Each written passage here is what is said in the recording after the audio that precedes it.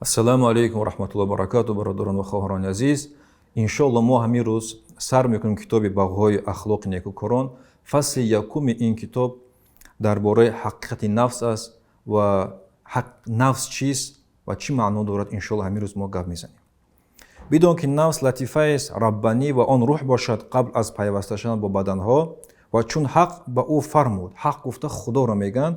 Вақте парвардигорам ба нафс амр кард ки ба баданҳо бипайвандад, ағиёрро бишинохт.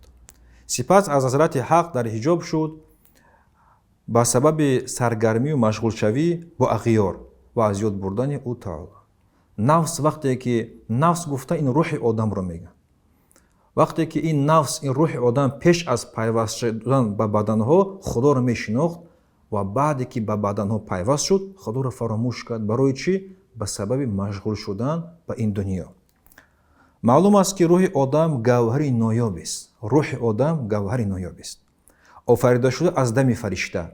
Аз ин рӯ пайғамбари мо ҳабиби худо саллаллоҳу алайҳи ва саллам фармуданд: ба дурустӣ ки офариниши ҳар яки шумо дар батни модараш 40 рӯз нутфа анҷом медиҳад. 40 рӯз. Сипас ҳамин муддат хуни баста, сипас ҳамин муддат гӯшпорае, сипас худованд фариштаеро фиристад, ӯ дар вай рӯҳро бидамад ва ба 4 чиз, ба 4 калима амр карда мешавад. Ин 4 калимаро мо бояд аз ёд донем. Бинависад ризқашро, аҷалашро ва амалашро, ва инро ки хушбахт аст ё бадбахт. баъди пайвастани рӯҳ ба бадан, махлуқи аҷибе ба номи инсон пайдо шуд. худованд ӯро дар замин халифа гардонид, то ӯро маъмур созад. худованд инсонро дар ҳамин замин офарид, ки заминро мо обод созем ва хушнуд зиндагӣ кунем. барои ҳифзи шариатҳо, барои ҳифзи ин нафси башарӣ ва нигаҳбонии он фиристод. чун илму ахлоқ ду аслиянд, ки камоли нафси инсон бар онҳо бунёд ёфтааст. Илму ахлоқ одамро ба болотарин камолот мерасондагӣ ин илм аст ва ахлоқ рафтори хуб аст. Азбаски мукаллафи мухотаб аз инсон нафси ӯст ва чун салоҳи фасоди инсон ба нафси ӯ вобаста аст, такмили нафси инсон бузургтарин мақсуд аз нозил кардани китобҳои осмонӣ мебошад.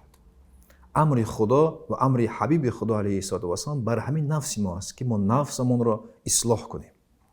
нафсҳо бинобар он чизе аз шаҳвате ки дар онҳост, шаҳватҳое ки дар онҳост ва ғафлате ки дар онҳо аст ва гуноҳҳое ки ба гуноҳҳое ки ин нафс сарзаниш меёбад,